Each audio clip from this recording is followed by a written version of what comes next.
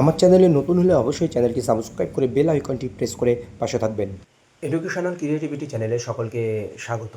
আজ গুরুত্বপূর্ণ আপডেট দেবো আপনাদেরকে। 32,000 শিক্ষক শিক্ষিকা নিয়োগ সংক্রান্ত যে কলকাতা হাইকোর্টের সিঙ্গেল বেঞ্চের অর্ডার, সেটা ডিভিশন বেঞ্চ থেকে সুপ্রিম কোর্ট আবার ডিভিশন বেঞ্চে রোস্টার চেঞ্জ হওয়ার ফলে সেই মামলা ঘুরছে, কবে শুনানি হবে সেই মামলা গুরুত্বপূর্ণ আপডেট দেবো। আপনারা জানেন গত একদিন আগেই যে court number 11 justice Tapabrata Chakraborty নেতৃত্বাধীন ডিভিশন বেঞ্চে এই মামলার মেনশনের জন্য গিয়েছিলেন কোনো পক্ষের এক জুনিয়র। কিন্তু উনি কি বলেছেন না বলেছেন, লাইভ হিয়ারিং বা ইত্যাদি আপডেট কিন্তু আপনারা দেখেছেন। উনি বলেছেন যে পিটিশনারদের ক্ষতি হচ্ছে, তো এতে একটা ইন্ট্রিম অর্ডার রয়েছে, তার জন্য এটা শুনানির ডেট দিতে। কিন্তু বিচারপতি বলেছিলেন যে হ্যাঁ, এটা তো তাহলে কেন এতদিন পরে আসলেন, এতদিন কোথায় ছিলেন, এমনটা একটা ব্যাপার। ঠিক আছে, আমার বেঞ্চে অ্যাসাইন হয়েছে, আপনারা সব পক্ষকে নোটিশ দেবেন, নোটিশ দেওয়ার পরে সেটা মেনশন করিয়ে শুনানি করানো হবে, না হলে আবার অ্যাডজেন্ট হয়ে যাবে, এমনটাই হয়েছিল। আপনারা দেখেছেন, সেই আপডেট কিন্তু আপনাদের দিয়েছি। কিন্তু আজ একটি গুরুত্বপূর্ণ খবর আমাদের সামনে আসলো।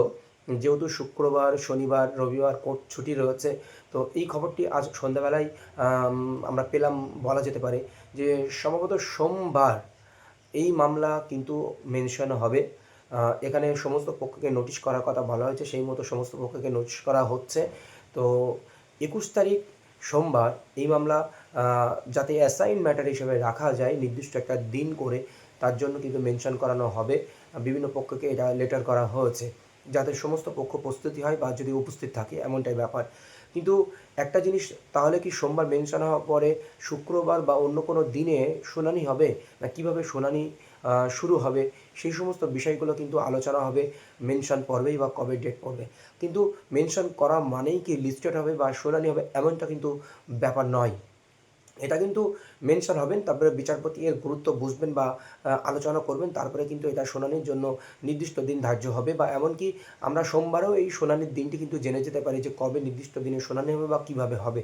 তো 32,000 শিক্ষক শিক্ষিকা নিয়োগের যে ব্যাপারটি রয়েছে, আপাতত ডিভিশন বেঞ্চের সুপ্রিম কোর্ট থেকে ফিরে এসে, তো আমরা জেনেছিলাম জাস্টিস হরিশ ট্যান্ডনের বেঞ্চ হবে, কিন্তু হরিশ ট্যান্ডন স্যার চেঞ্জ হয়ে উড়িষ্যা হাইকোর্টের চিফ জাস্টিস হয়ে গেছেন।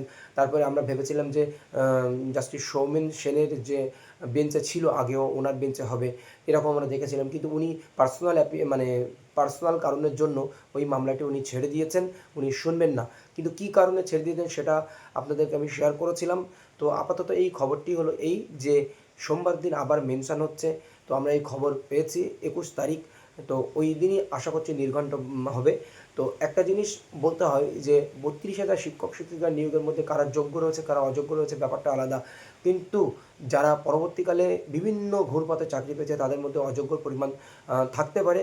কিন্তু এই 32,000 যারা ফ্রেশ ক্যান্ডিডেট রয়েছে এর মধ্যে, তারা কিন্তু চাকরি যাবে না, এমনটাই হওয়া উচিত। কারণ ফ্রেশ ক্যান্ডিডেট কেন ভুক্তভোগী হবে, যেটা এসএসসি 26,000-এর ক্ষেত্রে হয়েছে, ওটা যেন না হয়, এটাই আমরা আশা রাখি।